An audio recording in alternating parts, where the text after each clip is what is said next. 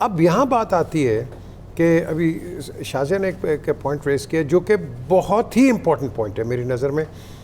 آپ ایک بینر کے نیچے آتے ہو, آپ کو ریکگنیشن ملتی ہے, آپ کی ایک آئیڈینٹی بن جاتی ہے, اور اس کے بعد آپ نوکری کے لیے کہیں اور پارٹی میں چلے جاتے ہو. کس قسم کے لوگ ہو آپ؟ جی کیوں نہیں کھڑے ہوتے؟ میں داد دیتا ہوں پی ایم ایل این کے وہ لوگ کہ جب نواز شریف تکلیف میں تھا ان کے ساتھ کھڑے رہے. میں داد دیتا ہوں ان لوگوں کو پیپلز پارٹی کے جو پارٹی پرابلم میں تھی ان کے ساتھ کھڑے رہے.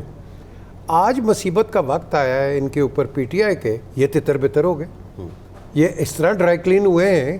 اچھا ایک سپلیمنٹری کویسچن آپ سے ہی, پریشر کی بات کی جاتی ہے, جو شدت ہے پریشر کی, کیا وہ نواز شریف کے لوگوں پہ کم تھی, پیپلز پارٹی کے جیلوں پہ کم تھی, یا ان لوگوں پہ کوئی ایکسٹرا آرڈنری پریشر ہے؟ آپ پوچھیں خاور ہاشمی صاحب سے, پوچھیں ان سے, آپ پوچھیں جہانگیر بدر سے میدانوں میں جب کوڑے لگے, کہ جو میدانوں میں جو کوڑے لگے ہیں ان کو, وہ کھڑے رہے ہیں, وہ چینج نہیں ہوئے. ان کو کیا 2 دن بند کر کے تو بعد میں ڈرائی کلین ہو کے کہتے ہیں نہیں جی ہم ادھر چلے جاتے ہیں. صحیح. ابھی آپ نے شازیہ کس کا نام لیا جس نے پارٹی ابھی وہ رات کو کھڑی تھی؟ عفت سمرو, die hard, and all of a sudden you leave your قرآن پہ حلف دے رہی ہیں. اندازہ لگاؤ. اگر آپ یہ کرو گے تو یہ ایسے لوگوں کو, تو میں کہوں گا ایسے لوگوں کو کبھی آپ ووٹ مت دو. ہاں پارٹی کو جس نے پہلے چھوڑ دیا, فردوس نے چھوڑ دیا, جہانگیر ترین نے چھوڑ دیا, علیم خان نے چھوڑ دیا, وہ سیپریٹ ہے, وہ بالکل سیپریٹ ہے. انہوں نے پہلے کر دیا. جب پارٹی پرابلم میں آتی ہے وہیں تو پتہ لگتا ہے کہ آپ کا یہ بڑا امپورٹنٹ پوائنٹ ہے. رات بھی ہم اس پہ بات کر رہے تھے کہ جب آپ اقتدار میں تھے تو آستینیں چڑھا کے آپ للکارتے تھے مخالفین کو, اور اب جو ہے جب خود پہ دباؤ آیا تو پھر کوئی ادھر نکل رہا ہے, کوئی ادھر نکل رہا ہے.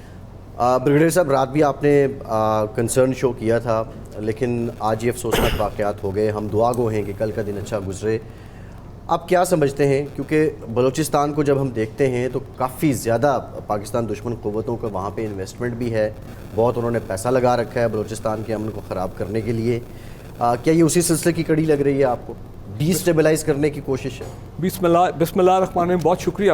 دیکھیں یہ اس میں تو کوئی شک نہیں ہے کہ اندرونی دشمن ہو یا ان کی سپورٹ ہو باہر سے بیرونی دشمن, ان کی کوآرڈینیشن, آپس میں کولیبریشن, بالکل وہ تو اس وقت بلوچستان ویسے بھی آپ کو پتہ بہت انٹرنیشنل نیوز میں ہے, کیونکہ وہاں بڑے عرصے سے ٹیرر ویو چل رہی ہے. تو ان کا مقصد میرے خیال جو امیجیٹ ان کا مقصد یہ تھا کہ ہم ایسے حالات پیدا کریں کہ واقعی ریاست پاکستان, ہماری الیکشن کمیشن مجبور ہو جائے الیکشن کو پوسٹ پون کرنے کے لیے بلوچستان میں. تو ارشاد عارف صاحب نے بالکل صحیح فرمایا, ہم نے ان کو اس آبجیکٹو میں ہم نے ان کو شکست دی ہے. اور شکست کس نے دی ہے, کریڈٹ کس کو جاتا ہے؟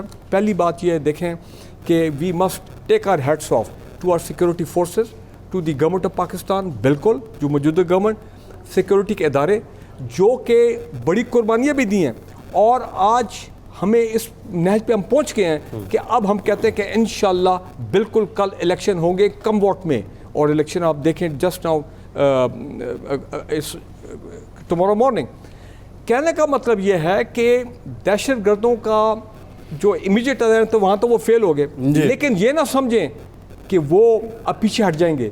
وہ ان کا جو لانگ ٹرم آبجیکٹیو ہے کہ ہم نے پاکستان کو غیر مستحکم کرنا ہے, بلوچستان کو کرنا ہے, کے پی کو کرنا ہے, وہ ان کے عزائم وہاں پہ قائم ہیں.